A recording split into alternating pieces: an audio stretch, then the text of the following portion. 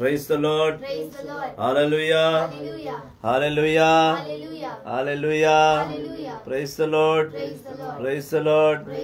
Praise the Lord. Praise the Lord. Praise the Lord. Praise the Lord. Praise the Lord. యేసువా వందనం. యేసువా వందనం. యేసువా స్తోత్రం. యేసువా స్తోత్రం. ఆత్మదేవా వందనం. ఆత్మదేవా వందనం. ఆత్మదేవా స్తోత్రం. ఆత్మదేవా స్తోత్రం. Hallelujah. Hallelujah. Hallelujah. Hallelujah. Hallelujah. Hallelujah. Hallelujah. Hallelujah. Praise the Lord. Praise the Lord. Praise the Lord. Praise the Lord. రెండవ భాగము 12 అపోస్తుల చరిత్రలో ఇది రెండవ లైవ్, రెండవ భాగము. మొదటి భాగంలో మనము పేతురు గారి గురించిను మరియు తమ్ముడైన ఆండ్రూ అందేయ గురించి మనం నేర్చుకున్నాం. ఇప్పుడు మనము జేమ్స్ మూడవ డిసైపుల్, యేసుక్రీస్తుని వెంబడించిన మూడవ వ్యక్తి James, son of Zebedee. Praise the Lord. Praise the Lord. మత్తయి సువార్త 10వ అధ్యాయము వచనములు 1 నుండి 4. మత్తయి సువార్త 10వ అధ్యాయము 1 నుండి 4వ వచనం వరకు ధ్యానిస్తాం. కొత్త నిబంధన మత్తయి సువార్త 10వ అధ్యాయం 1వ వచనం. యేసు తన 12 మంది శిష్యులను చెంతకు పిలిచి దుష్టాత్మలను పారదోలుటకు సకల వ్యాధి బాధలను పోగొట్టుటకు వారికి అధికారం ఇచ్చెను. ఆ 12 మంది అపోస్తుల పేరులు ఇవి. అందు మొదటి వాని పేరు పేతురు అనుబడు యోహాను, తదుపరి అతని సోదరుడగు అందేయ, జబదయ కుమారుడగు యాకోబు, అతని సోదరుడగు యోహాను. ఇది ఏలిన వారి వాక్కు. సర్వేశ్వరా నీకే మహిమ కలుగును గాక. దేవుడు ఈ అపోస్తులకు ముఖ్యంగా 4 వరాలు ఇచ్చాడు. చెప్పండి, మొదటిది ఏంటి? దుష్టాత్మలను పారదోలుటకు, దురాత్మ శక్తులను సైతాలను పారదోటం. రెండవది వ్యాధులను రక్షించుటకు, స్వస్థత వరము. ఎక్కడి నుంచి? వ్యాధుల నుండి. మూడవది బాధలను విడుదల కలిగించమన్నాడు. ఎక్కడి నుండి? బాధల నుండి మరియు అనారోగ్యము నుండి. నాలుగవది దేవుని రాజ్యము గురించి ప్రకటించమన్నాడు.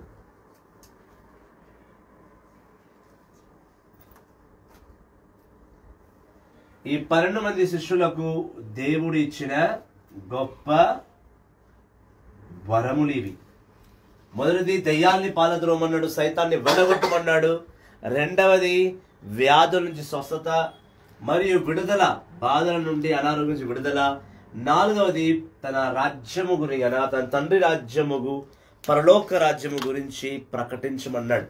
Praise the Lord. Praise the Lord. Praise the Lord. Praise the Lord. Praise the Lord. Praise the Lord. Hallelujah. Hallelujah. 4 మనం ఇప్పుడు 3వ అపోస్తుల్లో ఉన్నాం.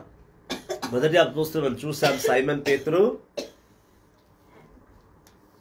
Praise the Lord. Praise the Lord. Praise the Lord. Praise the Lord. Simon పేతురు మరియు అందేయ. అందేయ ఇద్దరు అన్నా తమ్ముళ్ళ సంగతి మనం మన ముందు జరిగిన వీడియో ఎపిసోడ్ లో చూసాం.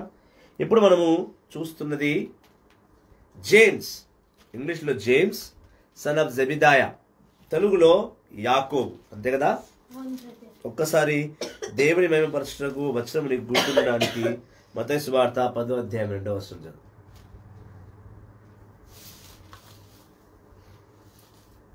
మత్తయి సువార్త 10వ అధ్యాయం 2వ వచనం. ఆ 12 మంది అపోస్తుల పేరులు ఇవి. 2వ వచనం మాత్రమే చదువు. అందుకే నీకు జ్ఞాపకం పెట్టుకోవడానికి అందుకే మెన్షన్ చేశా. నీకు ఎందుకు మెన్షన్ చేశానంటే అందుకే మెన్షన్ చేశాను. మరి నేను మొదటి నుంచి ప్రారంభిస్తాను, నాకు తెలుసు. అందుకే మత్తయి సువార్త 10వ అధ్యాయం 2వ వచనం సిస్టర్ అని చెప్పా.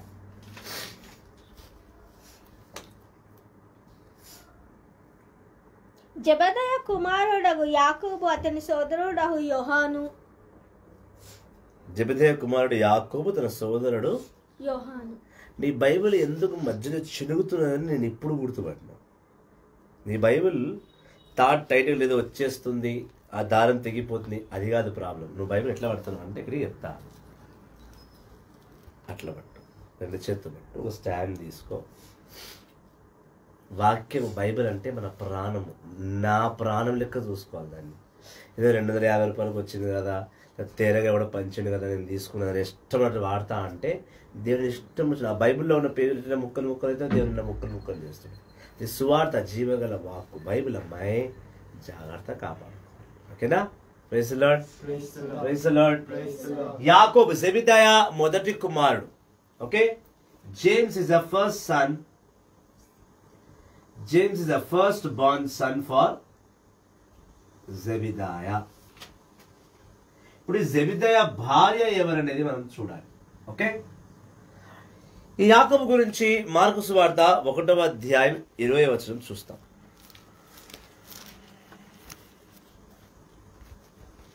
మార్కు సువార్త 1వ అధ్యాయము 20వ వచనం.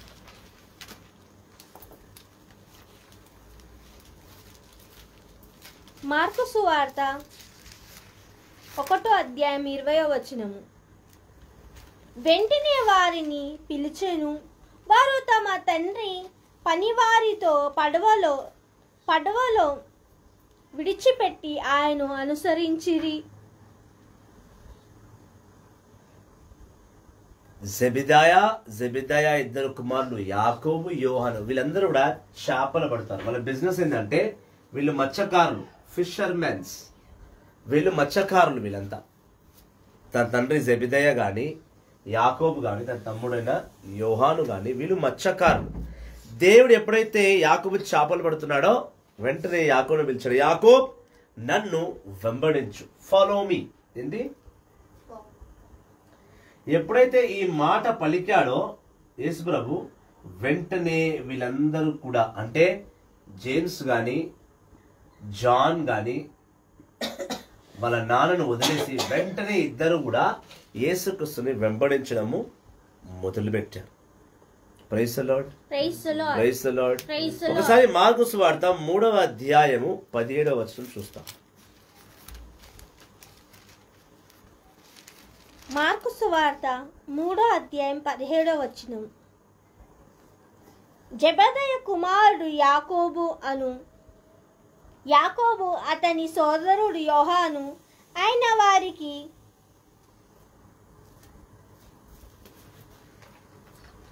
బోవనేసర్ అను పేరు పెట్టెను. దానికి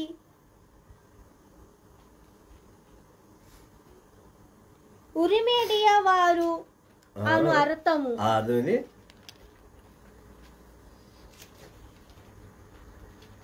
ట్రై చేయి. The men of టండా,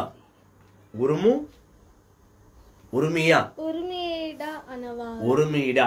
yes, thunder అంటే తెలుసు కదా, వర్షానికి ముందు ఒక ఇది వస్తుంది ఆకాశంలో, స్పాక్, ఇట్లా ఒక షాక్ కొట్టినట్టు. అది వస్తే కనుక మనుషులు చాలా చనిపోతారు. ఉరుము అంటారు కదా, అట్లా. ఈ ఇద్దరు అన్నతమ్ముల్లో జేమ్స్ ని యేసు ప్రభు అలా పిలుచుకునేవాడు, ద మెన్ ఆఫ్ టెండర్ అనేవాడు.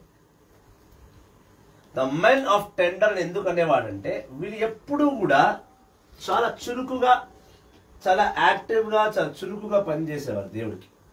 వెంబడించు అనగానే వీళ్ళు వెంటనే వెంబడించడం మొదలు పెట్టారు. యాకోబ్, జేమ్స్ వెంబడించగానే ఇమ్మీడియట్లీ స్టార్టెడ్ ఫాలోయింగ్ హిమ్. ఇక్కడ వీళ్ళు ఎక్కడ కూడా ఏమాత్రం ఇది పెట్టుకోలే, ఆలోచించలేదు జెబెదాయా కుమారులు. అందుకే వాళ్ళు యేసు ప్రభు మార్కు సువార్త 3వ అధ్యాయం 17వ వచనంలో మీరు మెరుపులు లాంటి వారు అని ఒక సంబోధన ఇచ్చాడు వాళ్ళకి. అదేవిధంగా లూకా సువార్త 9వ అధ్యాయంలో మనం చూస్తాం. లుక్స్ 9.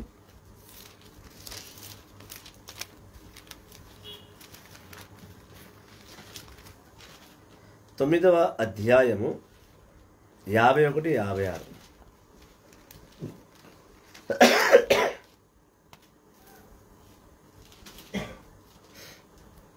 లూకా సువార్త 9వ అధ్యాయం 51వ వచనం.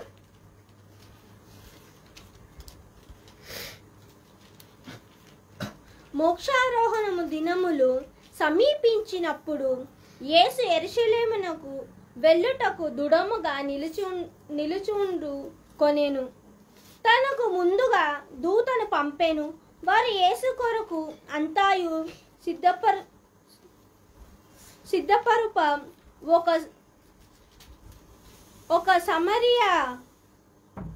ఒక సమరియా గ్రామమునకు వెళ్ళిరి. కానీ ఆయన యెరూషలేమునకు వెళ్ళుచున్నందున అచట ప్రజలు ఆయనను ఆహ్వానింపరైరి. ఆయన శిష్యుడగు యాకోబు యోహానులు అది చూచి, ప్రభు, మేము ఆకాశము నుండి అగ్నిని రప్పించితిరి అని నాశనము చేయుమని ఆజ్ఞాపించుట నీకు సమ్మతమా అని అడిగిరి. అందుకు యేసు వారి వైపు తిరిగి వారిని గద్దించెను. అంతటా వారందరూ మరొక గ్రామమునకు వెళ్ళిరి. ఏమైందంటే యేసు ప్రభు ఒకరోజు సేవకు వెళ్తున్నప్పుడు ఆల్మోస్ట్ అతను యేసుక్రీస్తు మరణ సమయము అప్పట్లో కొంత దగ్గర పడుతుంది. సమయం తెలుస్తుంది ఆయనకి ఆయన మరణించబోతున్నాడు. అటు సమయంలో వీళ్ళు యెరూషలేము పోతున్నప్పుడు యేసు ప్రభు ఏం చేస్తాడు? యేసు ప్రభు ఎప్పుడు కూడా తన పరిచయకు వెళ్లే ముందు తనకన్నా ముందు 2 దూతలను పంపిస్తాడు. దూతలు అంటే పరలోక దూతలు కాదు, తన డిసైపుల్స్ 2 పంపించి వెళ్ళి అక్కడ ఆరాధన చేయండి, వెళ్ళి అక్కడ స్తుతి పాట పాడండి, వెళ్ళి అక్కడ అరేంజ్మెంట్స్ చేయండి అంటాడు. ఎలా అయితే నేను లైవ్కి వచ్చే ముందు మీకు ఫోన్ చేసి మీకు వాక్యాలు ప్రిపేర్ చేసి లైవ్కి రెడీ చేయమని చెప్తాను, అట్లా యేసు ప్రభు కూడా తన పరిచయకు వెళ్లే ముందు మీరంటే ఇక్కడిక్కడ అరేంజ్ చేస్తారు. అప్పుడు సేవకులు ఏం చేస్తుంటే గలిలయ నుంచి యెరూషలేముకి, యెరూషలేము నుంచి యూదాకి, యూదా నుంచి నజరేతుకు నడుచుకుని ప్రయాణం. అంటే యేసుక్రీస్తు సువార్త సాయంత్రం 6 గంటలకు ఉంటే ఇలా ఉదయం 6 గంటలకు బయలుదేరిపోయేవారు శ్రద్ధతోటి. 10 గంటల వరకు పడుకునేవారు కాదనమాట. యేసు ప్రభుని తరచుగా అడిగేవారు, ప్రభా మీరు ఎక్కడ కూర్చొని బోధిస్తారు? బోట్లో కూర్చొని బోధిస్తారు, సముద్రం ఒడ్డున బోధిస్తారా, కొండ మీద కూర్చుంటారా? వాళ్ళు వెళ్ళి యేసుని అడిగేవారు. అది శిష్యుల ఒక ఇది. మీకు లేదనుకోండి, అది పెద్ద శిష్యులు కాదు, మీరు నాకన్నా పెద్ద బోధకులు కదా, చాలా పెద్దవారు మీరంతా. నేనే మిమ్మల్ని లేపాలి, నేనే మిమ్మల్ని రెడీ చేయాలి. మరి సువార్త అంతా రెడీ చేసి ముందుగానే వాట్సాప్ ఏమంటే వాట్సాప్ చేయి. అప్పుడు వాట్సాప్ చెప్తే అర్థం కాదు, ఆడియో మెసేజ్ పెట్టు, మేము ఆడియో మెసేజ్ రాసుకుంటా.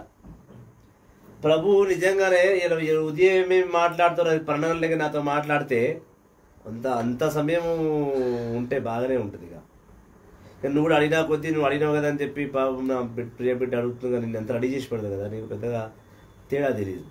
10 గంటలకు లేపి లేవండి, తానాలు చేసుకోండి, లైవ్ అరేంజ్ చేయండి, 10 సార్లు వచ్చే ముందు చెప్పాలి, వచ్చినాక చెప్పాలి.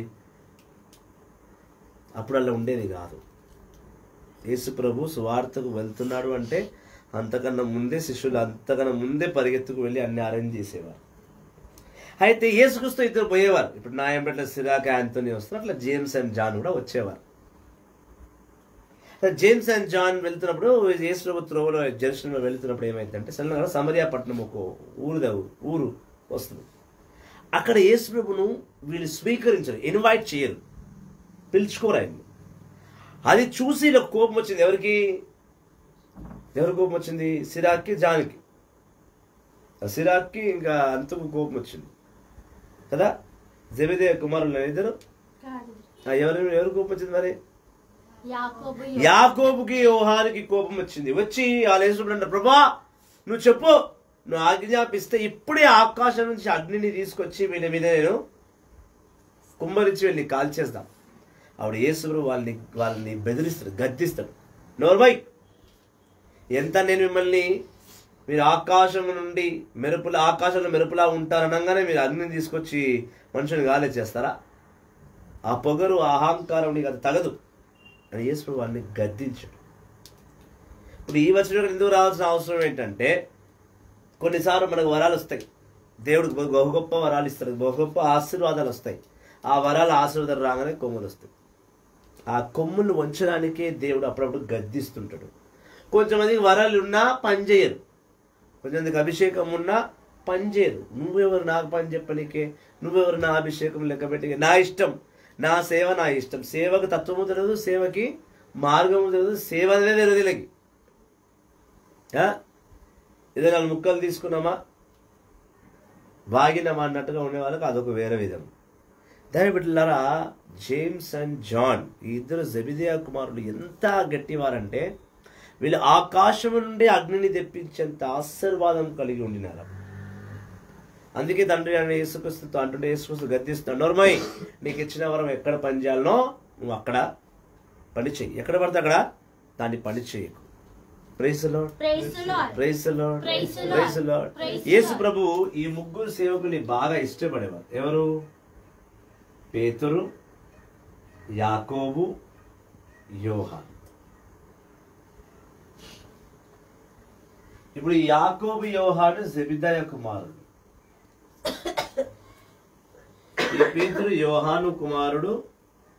ఇతని తమ్ముడు ఎవరమ్మా?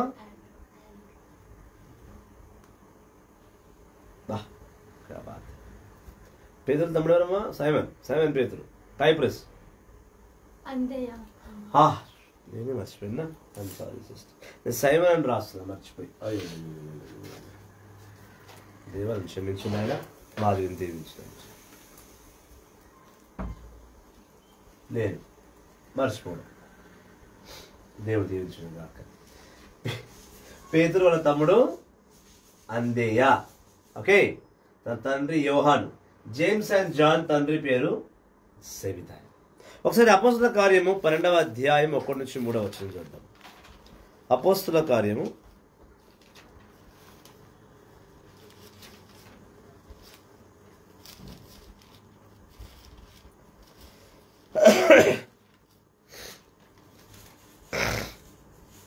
Acts of Apostles chapter 12 verses 1 to 3.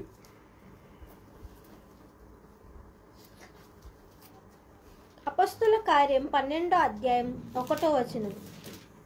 ఆ సమయములో హెరోదు రాజు క్రీస్తు సంఘములోని కొందరిని హింసింపసాగెను.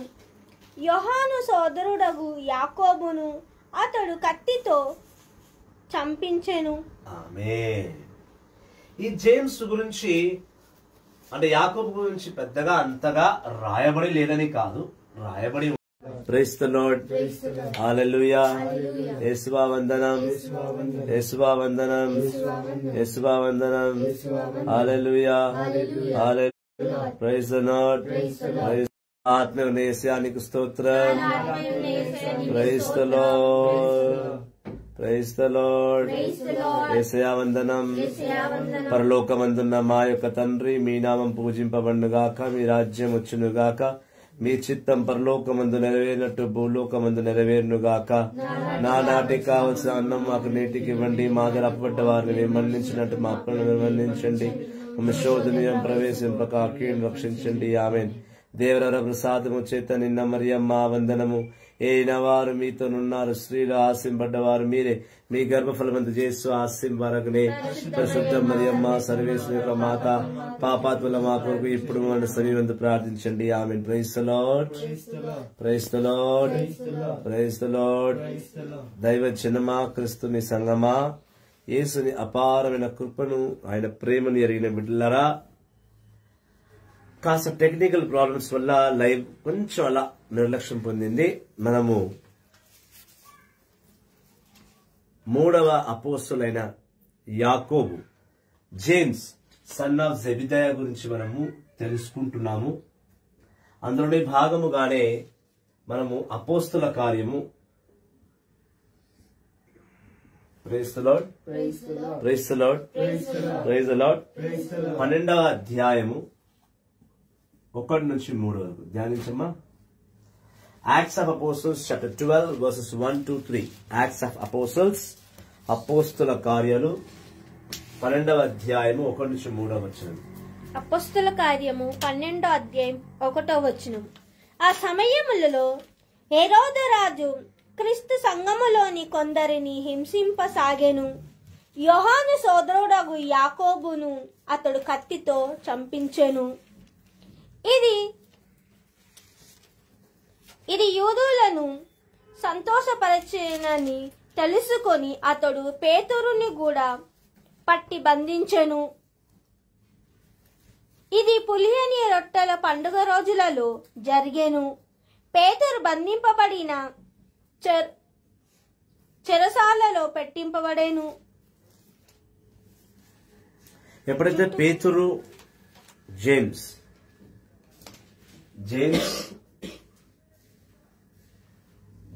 And Peter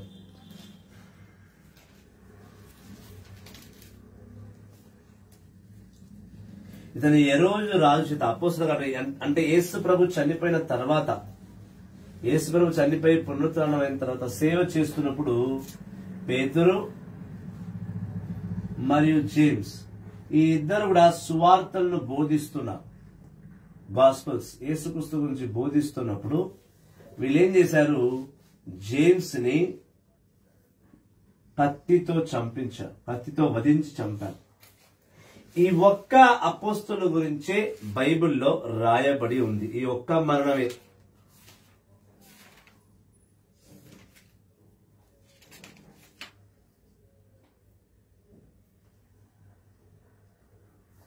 Bible recorded the death of James, son of Zebediah.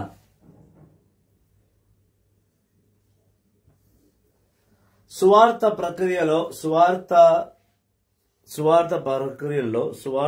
భాగముగా James కూడా చాలా సేవ చేశాడు. కాకపోతే తన తమ్ముడైన యోహాను చాలా కాలం బతికాడు. జేమ్స్ తొందరనే యవ్వనస్త్ర ప్రాయంలోనే జేమ్స్ ని కత్తితో చంపారు. గొప్పతనం ఏంటంటే ఈ జేమ్స్ మరణం ఒకటే బైబిల్లో రికార్డ్ చేయబడ్డది, అపోస్తల కార్యం 12వ అధ్యాయంలో. ఎక్కడ కూడా వేరే అపోస్తల మరణం అనేది పెద్దగా రికార్డ్ చేయబడలేదు, ఇలా చనిపోయి రాయబడి లేదు. దైవబిడ్డలారా, ఇతను 3వ సేవకుడు, 3వ అపోస్తలు. ఇప్పుడు మనము 4వ అపోస్తలుకి వెళ్తాం. అయితే ఈ 4వ అపోస్తలుకు వెళ్ళడానికి మునుపు ఇక్కడ ఒక చిన్న లింక్ చూడాలి మనం. లింక్ ఏంటంటే ఈ జేమ్స్ అండ్ జాన్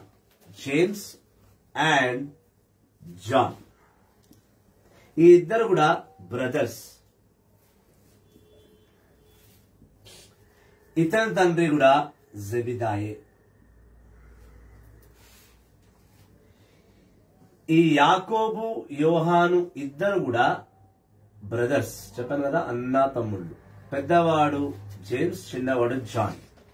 ఇప్పుడు ఈ జెబిదయ భార్య ఎవరు? దేవుడు ఈ జేమ్స్ అండ్ జాన్ గురించి యేసుక్రీస్తు ఒక చోట మాట్లాడుతున్నారు. ఒకసారి మనము మత్తయి సువార్తకు వెళ్దాం.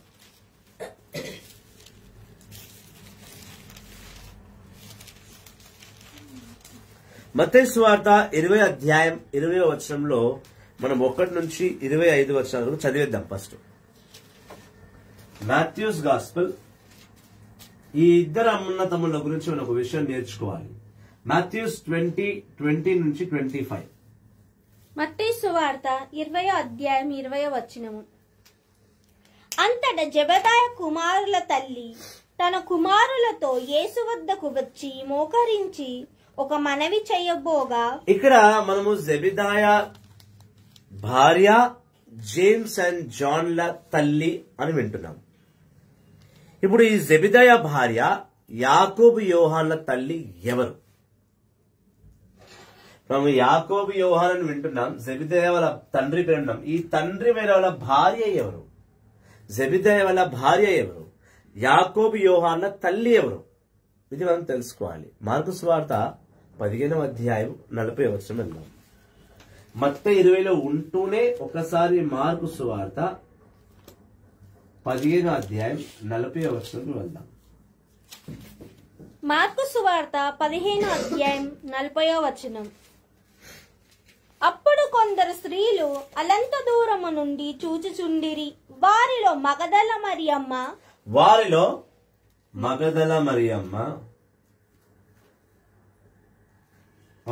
చిన్న యాకోబుల యోసేపుల తల్లి మరియమ్మ, చిన్న యాకోబు మరియు యోసేపుల మరియమ్మ, సలోమియమ్మ మరియు అనువారు ఉండిరి. సలోమి అని రాస్తుంది ఇక్కడ, అంతేనా? మార్కు సువార్త 15వ అధ్యాయము 40వ వచనం.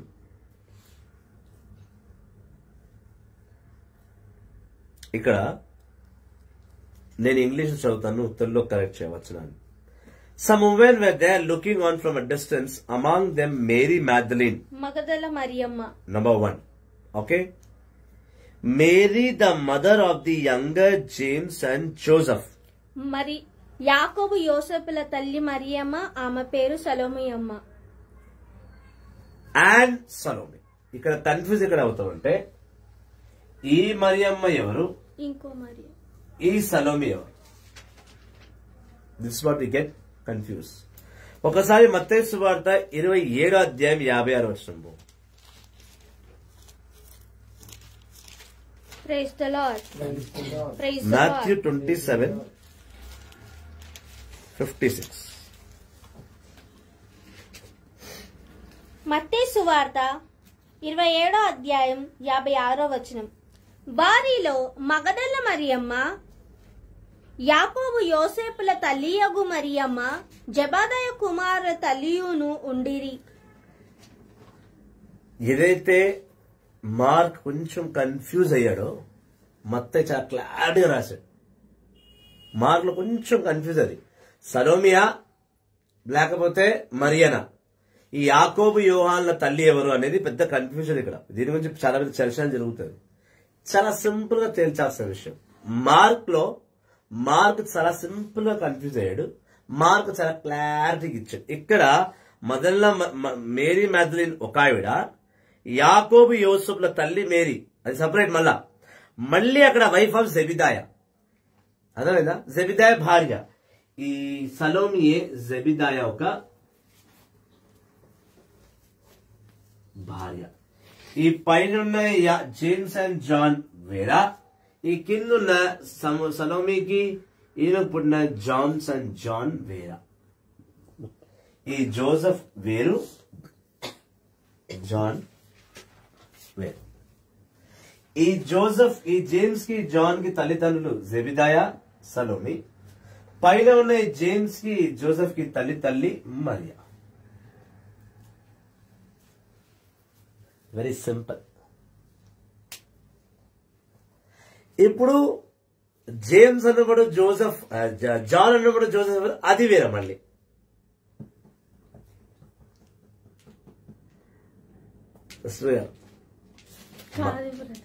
ఆది కాండం నుంచి ఎందుకు కరెక్ట్ గా చదువుకుని రమ్మన్నంటే ఈ ఫాలోయింగ్ ఉంటుంది కాదా? ఉంటది brother. Praise the lord. Praise the Lord. ఇప్పుడు ఒకసారి ఇంతే స్పష్టంగా యోహాను సువార్త 19వ అధ్యాయం. Praise the lord. Praise the lord. Praise the Lord. ఒకసారి 25-26 వచనాలు చదువు. యోహాను సువార్త 19వ అధ్యాయం 25వ వచనం. ఇందువలననే సైనికులు ఇటులా చేసిరి, యేసు శిలువ చెంత ఆయన తల్లియు ఆమె సోదరి కొలపాత భార్యగు మరియమ్మయు మగదల మరియమ్మయు నిలబడి ఉండిరి. ఇక ఎక్కడ కూడా జెబిదాయ భార్య సలోమి అని యోహాను రాయలేదు.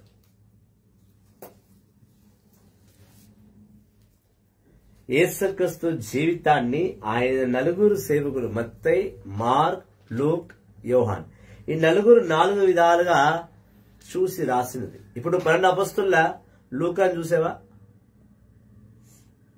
ఉండడా?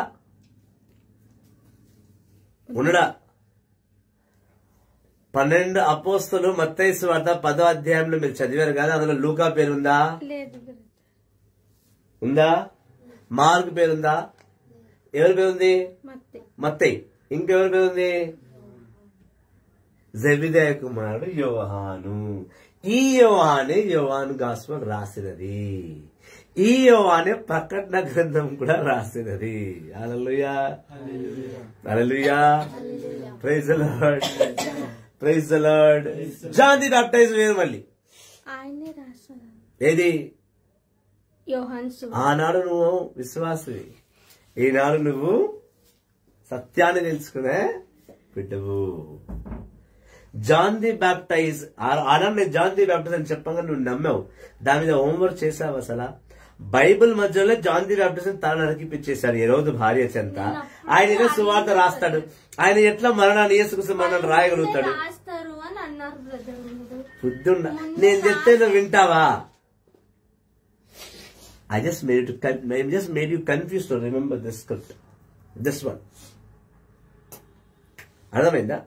ఈ జెబిదాయ కుమారుడు యోహానే, ఈ సలోమి కొడుకు యోహానే జాన్ ది గాస్పెల్ రాశాడు.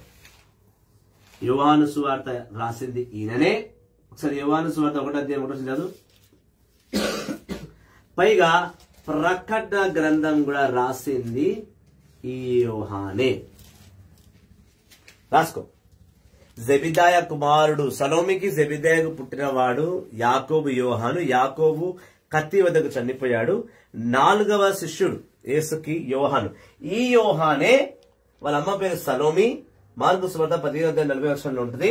ఈ యోహానే యోహాను సువార్త ఎవరు రాశాడు? ప్రకటన గ్రంథం కూడా రాశాడు. ఎక్కడ? యోహాను సువార్త ఒకటో వచ్చిన కాదు, కింది చదువుతా ఉండే. ఇంకా రా, కింది రా. కిందలో కూడా వాళ్ళ ప్రేయర్లు ఇయ్యలే బ్రదర్. నువ్వు చదువు సిస్టర్, నేను చెప్తా, చదువు. యోహాను సువార్త చెప్పిన పని చేయు. తవ్వొద్దండి. ఆదిలో వాక్కు ఉండెను, వాక్యే దేవుడై ఉండెను. ఇంకా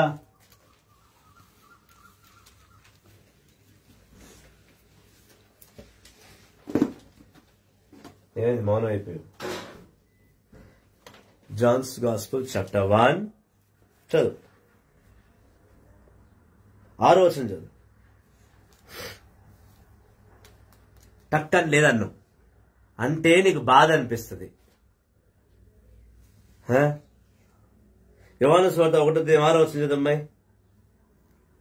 దేవుడు ఒక మనిషిని పంపేను, అతని పేరు యోహాను. ఉన్నదా? కింద ఎక్కడ పేరు రాయబడలేదా? నేసిన టక్కమని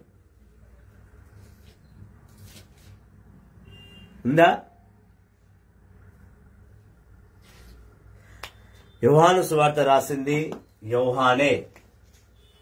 గాస్పెల్ జాన్ రాశాడు. 1వ అధ్యాయం 1వ వచనంలో వాక్యే దేవుడై ఉండును అని చెప్పాడు. ఓకే, వింటున్నారా? Praise the lord, praise the lord, హల్లెలూయా, హల్లెలూయా, హల్లెలూయా. కానా విందు గురించి బహు గొప్పగా రాసింది యోహానే. జాన్స్ గాస్పెల్ 1, జాన్స్ గాస్పెల్ 2లో కానా విందు గురించి రాసింది ఈ వ్యక్తియే. చాలా స్పష్టంగా సమరయ స్త్రీ గురించి రాసింది ఈ వ్యక్తియే. చెప్పుకుంటూ పోతే చాలా ప్రాముఖ్యమైనవన్నీ కూడా రాసింది యోహానే. సమరయ స్త్రీ గురించి రాసింది ఇతనే.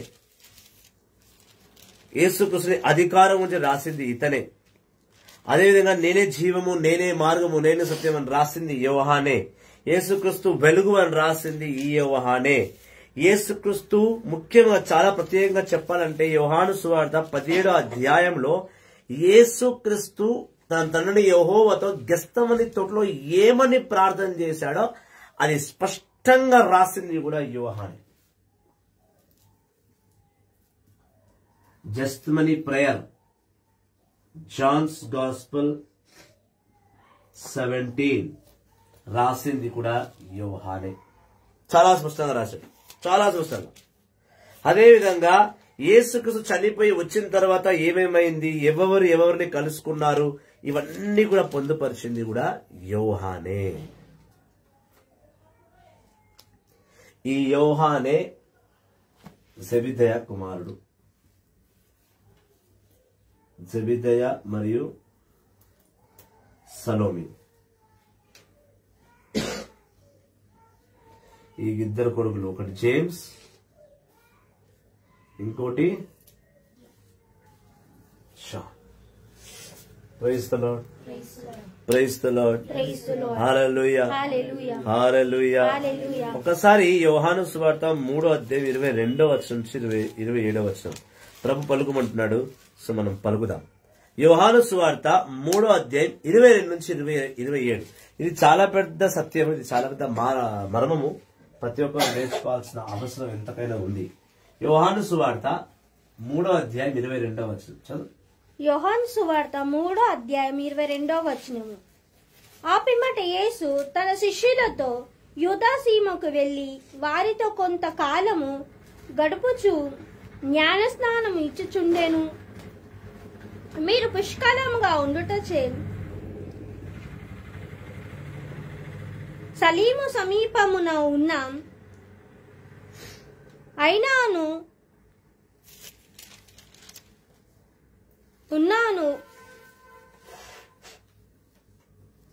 యోహాను వద్ద బాప్టిజం ఇచ్చుచుండెను. జనులు అతని యొద్దకు వచ్చి బాప్టిజం పొందుచుండిరి. యోహాను ఇంకాను కారాగారమున బంధింపబడి లేడు. యోహాను శిష్యులు శుద్ధీకరణ ఆచార విషయములైన ఒక యూదునితో తరీషించుచుండిరి. వారు యోహాను వద్దకు వెళ్లి, బోధకుడా, యోర్దాను నది ఆవలి తీరమున ఎవడు మీతో ఉండేనో, ఎవరిని గురించి మీరు సాక్ష్యమిచ్చుతీరో ఆయన ఇప్పుడు జ్ఞానస్నానము ఇచ్చుచున్నాడు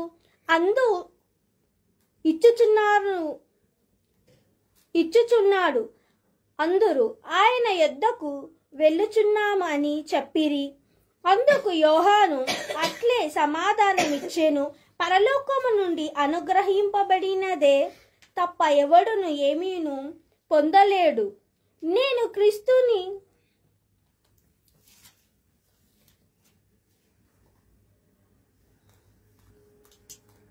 క్రీస్తుని కానానీయుడు ఆయన కంటే ముందు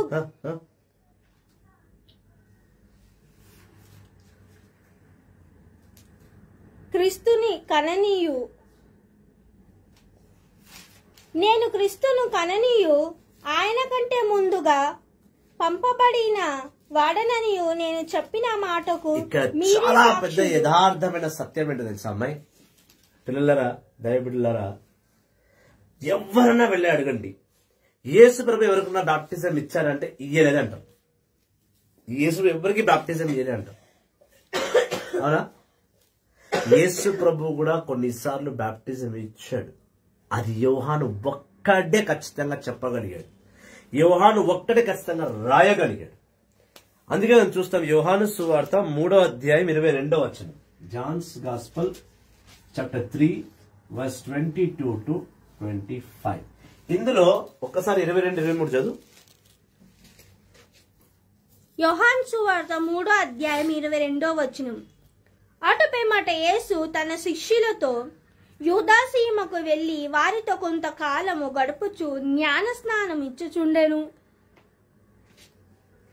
యేసుక్రీస్తు యూదా పట్టణానికి వెళ్లి అక్కడ యోహానుతో కలిసి, ఇప్పుడు యోహాన్ అంటే ఇద్దరు రావాలి ఇక్కడ, వింటున్నావా? జెబెదయి కుమారుడు యోహాను మరియు జాన్ ద బాప్టైజ్.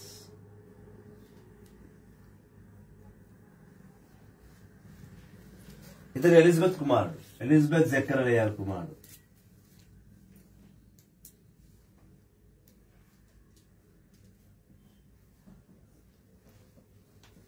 అర్థమవుతుందా?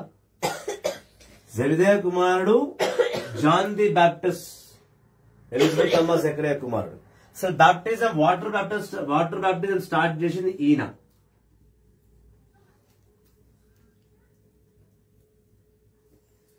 అర్థమైందా? అదే యేసుక్రీస్తు ఎక్కడ బాప్టిజం అంటారు? నో, యేసుక్రీస్తు మరియు యోహాను సువార్త 3:22-25లో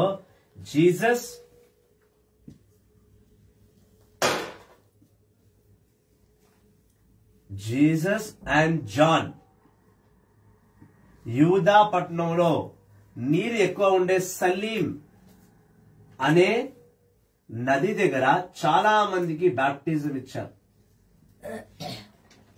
ఇద్దరు. అయితే ఇది చూసిన కొంచెం మంది శిష్యులు ఒకసారి 25వ వచనం. యోహాను సువార్త 3వ అధ్యాయం 25వ వచనం. యోహాను శిష్యులు చూడు, యోహాను శిష్యులు ఎవరు? John the baptize. ఆయన శిష్యులు ఏమన్నారు చూడు. యోహాను శిష్యులు శుద్ధీకరణ ఆచార విషయములైన ఒక యూదునితో తిరస్కరించుచుండిరి. వారు యోహాను వద్దకు వెళ్లి, బోధకుడా, యోర్దాను నది ఆవలి తీరమున ఎవడు మీతో ఉండెనో వానిని గురించి మీరు సాక్ష్యమిచ్చితిరో, ఆయన ఇప్పుడు జ్ఞానస్నానం ఇచ్చుచున్నాడు. ఇప్పుడు గలిలియా పట్టణము యోర్దాను తీరమున యేసుక్రీస్తు కదా బాప్టిజం ఇచ్చాడు. ఎవరు? యోహాను. సాక్ష్యం ఏం పలికాడు ఆయన యేసుక్రీస్తు గురించి? ఎట్లా చెప్పగలుగుతావు దీన్ని? ఇప్పుడు ఏ చాప్టర్, ఏ వర్స్కి వెళ్తావు? ఇక్కడనే రాసింది కదా, యేసుక్రీస్తుకి జాన్ ది బాప్టిజం ఇచ్చాను. ఎక్కడ రాయబడింది? యోహాను సువార్తలో రాయబడలేదు. ఎక్కడ రాస్తుంది? ఎక్కడ రాస్తుంది?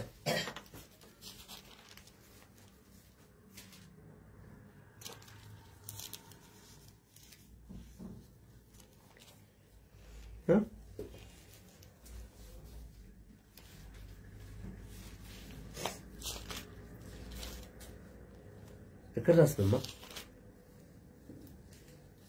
యోహాను సువార్త 1:32 అదే అధ్యాయం రాస్తుంది. కన్ఫ్యూజ్ అవుతున్నావు? జాన్ 1:32 రాస్తుంది. ఏం రాస్తుందంటే, యోహాను యేసుక్రీస్తుకు సాక్ష్యం ఇస్తున్నాడు. ఏమని? ఇదిగో ఫలానా వ్యక్తి అయిన యేసు ప్రభు, ఆయన చెప్పును మోయడానికి నాకు అర్హత లేదు, నేను నీటి బాప్టిజం ఇస్తే ఆయన పరిశుద్ధాత్మ బాప్టిజం ఇచ్చేవాడు అన్నాడా? మత్తయి సువార్త 3 అధ్యాయంలో చూస్తున్నామా ఇదే మాట? అన్నమా? అయితే అదే యేసుక్రీస్తు వెళ్లి యోహాన్తో పాటు బాప్టిజం ఇస్తున్నాడు. యూదా పట్టణంలో యోహాన్తో పాటు బాప్టిజం ఇస్తూ ఉంటే ఈయన పట్టుకుంటాడు దాన్ని. ఎవరు పట్టుకుంటారు? ఒక యూదులు ఏం చేస్తారు? వెళ్లి జాన్ ది బాప్టైజర్ చెప్తారు. ఏమని? ఆ రోజు నువ్వు ఆ గలిలియా ప్రాంతంలో ఒక వ్యక్తికి బాప్టిజం ఇచ్చావు, సాక్ష్యం పలికావు. ఆ వ్యక్తి వెళ్లి ఇప్పుడు చాలా మందికి బాప్టిజం ఇస్తున్నాడు. అంటే జాన్ ది బాప్టిస్ట్ శిష్యులు, జాన్ ది బాప్టిస్ట్ సపరేట్ ఒక డిసైపుల్స్ ఉన్నారు కదా సంఘానికి. ఎట్లా ఆ డిసైపుల్స్ వెళ్లి, నువ్వే జాన్ ది బాప్టైజు, నువ్వు నీకన్నా తోపా, యేసు ప్రభు ఆయన అక్కడ బాప్టిజం ఇస్తున్నాడు జాన్ తో పాటు అని వాదించడం మొదలుపెట్టారు. అప్పుడు యోహాను సువార్త 2వ అధ్యాయము 26వ వచనంలో అన్నాడు. ఏమని?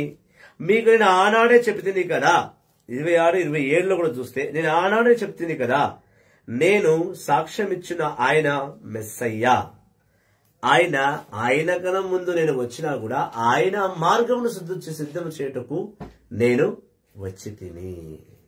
నేను మొత్తం మీద ఏం చెప్పొస్తున్నా అంటే, జాన్ ది బాప్టైజ్ తో పాటు యేసు ప్రభు యోహాను కూడా బాప్టిజం ఇచ్చారు అనే విషయము యోహాను గట్టిగా రాయగలిగాడు. యోహాను ఒక్కడే. గొప్ప విషయం ఏంటంటే, ఈ సంగతి మత్తయి పొందుపరచలేదు, మార్కు పొందుపరచలేదు, లూకా కూడా పొందుపరచలేదు. ఇది యోహాను సువార్తకున్న ప్రత్యేకత. అందుకే మనం 4 గాస్పెల్స్ లో ముఖ్యంగా చర్చ్ కు వెళ్ళినప్పుడు చూడును, 4 ఆదివారాలు వెళ్తాను, 3 ఆదివారాలు సువార్త యోహాను నుంచే ఎక్కువ ఉంటది, మత్తయి మార్కు లూకా నుంచి కొంచెం తక్కువ ఉంటది. Praise the Lord. అంటే ఒక సత్యం చెప్తుంటే, అవులేరా బాయ్, ఏమో చెప్తున్నావు, ఏంట్రా బాయ్, ఏదో ఆడు వాగుతుండు, పొద్దు నుంచి మనం చంపుతున్నాడు, ఏదో ఇనక తప్పదన్నట్టుగా వింటున్నావు కదప్ప. రేపు ఈ మర్మం ఎవరిని అడిగితే కనుక జవాబు ఇచ్చే శక్తి ఉండాలి ప్రియ బిడ్డ. దేవుడి నామంలో జీవిస్తున్న సత్యమైన బిడ్డలారా, అర్థమైందని చెప్పింది.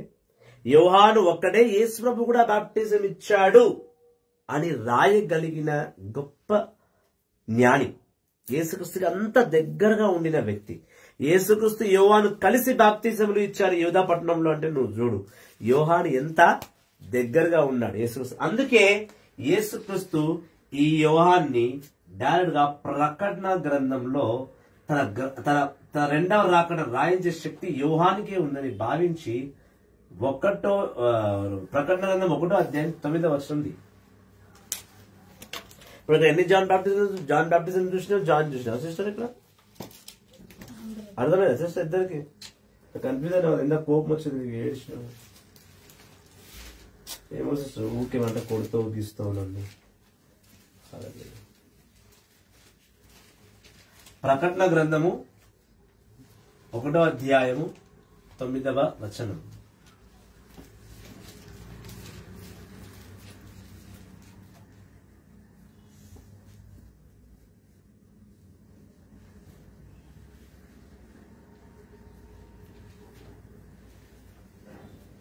దర్శన గ్రంథం 1వ అధ్యాయం 9వ వచనం.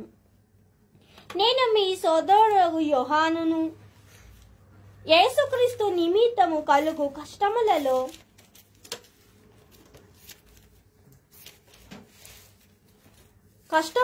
రాజ్యములలో సహనముతో మీకు భాగ్యస్వామిని అగుదును. దేవుని వాక్కును క్రీస్తు యేసు సాక్ష్యమును నేను ప్రకటించినందున నేను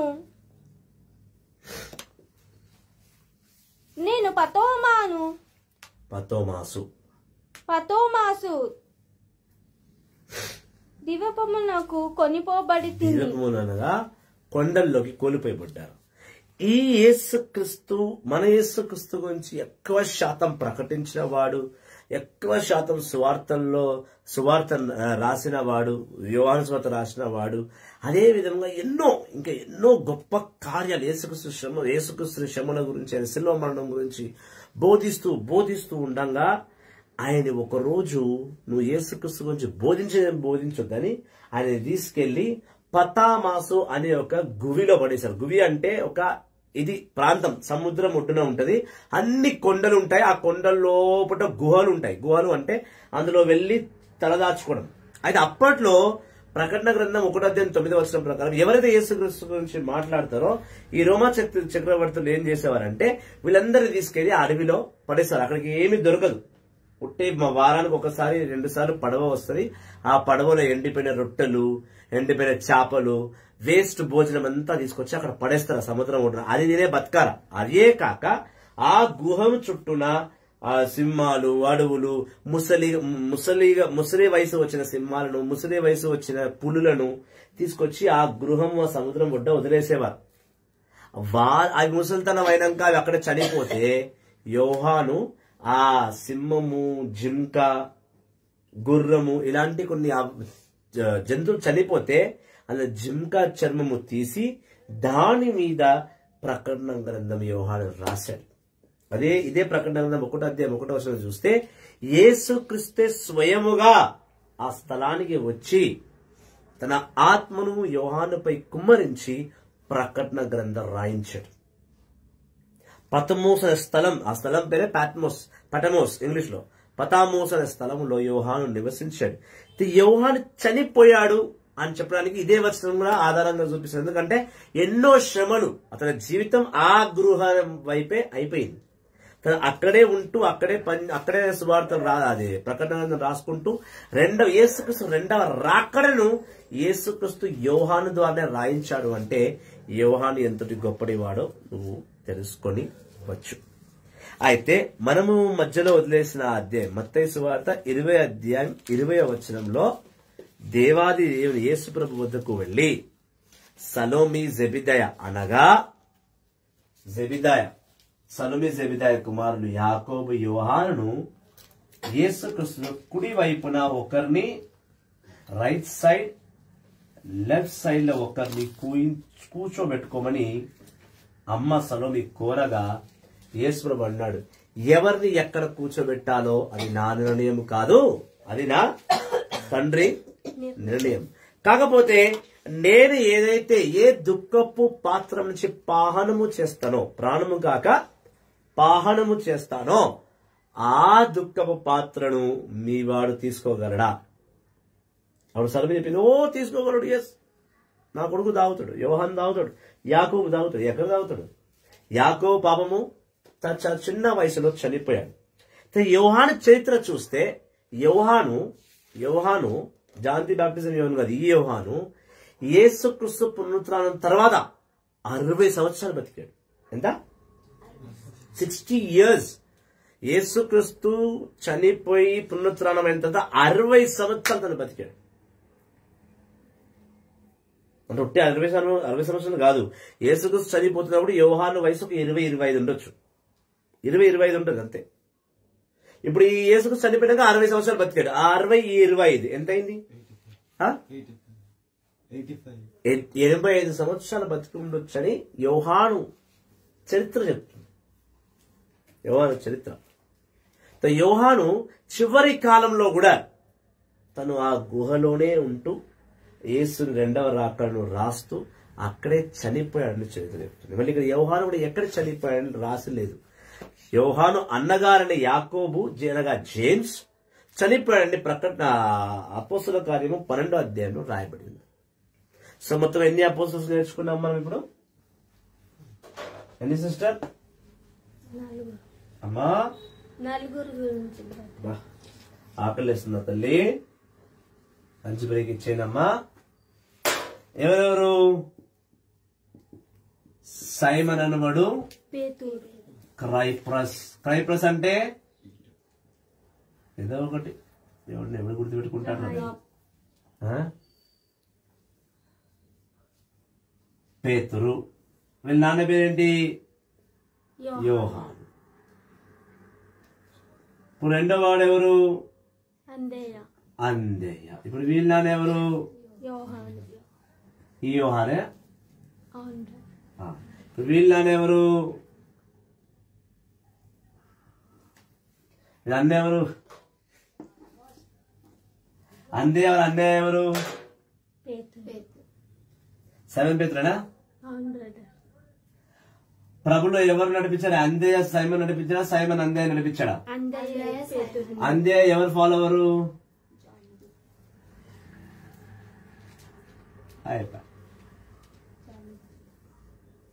మూడవరు ఎవరు? జేమ్స్, యాకోబు. వీళ్ళ తండ్రి ఎవరు? జబదాయ. వీళ్ళ అమ్మ సలోమి. ఈ యాకోబు చనిపోయిన ఎక్కడ రాస్తుంది? అపోస్తల కార్యం 12వ అధ్యాయం 2వ వచనం. ఇప్పుడు జేమ్స్ వాళ్ళ తమ్ముడు ఎవరు? యోహాన్ నాన్న? యోహాన్ నాన్న ఎవరు? వాళ్ళ అమ్మ ఎవరు? నాన్న లేడా చనిపోయినప్పటికి? జబదాయ నాన్న, సలోమి అమ్మ. ఈ యోహాన్ ఎన్ని పుస్తకాలు రాశాడు?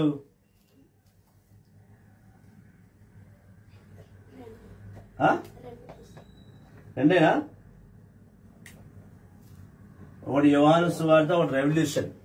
పైగా మొదటి యోహాను, రెండో యోహాను, మూడో యోహాను రాసింది కూడా ఈ యోహానే.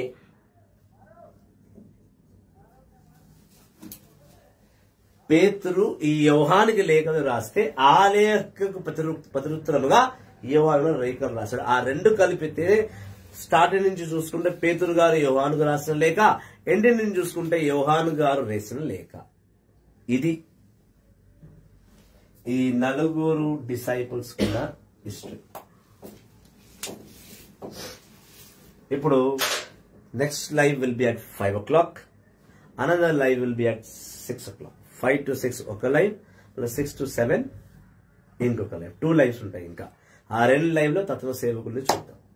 ఎన్ని అయిపోయినాయి? మొత్తం 4 అయిపోయినాయా? అర్థమైందా? Praise the lord. హల్లెలూయా, హల్లెలూయా. యేసువా వందనం, యేసువా స్తోత్రం. సో ఇటు విధంగా మనం 12 మంది శిష్యుల్లో 4 శిష్యుల గురించి మనం తెలుసుకున్నాం. ఇంకా 8 మంది ఉన్నారు. చూద్దాం, సాయంత్రం వరకు కంప్లీట్ చేసి పూర్తి ప్రయత్నం చేస్తాం. God bless you all. Praise the lord.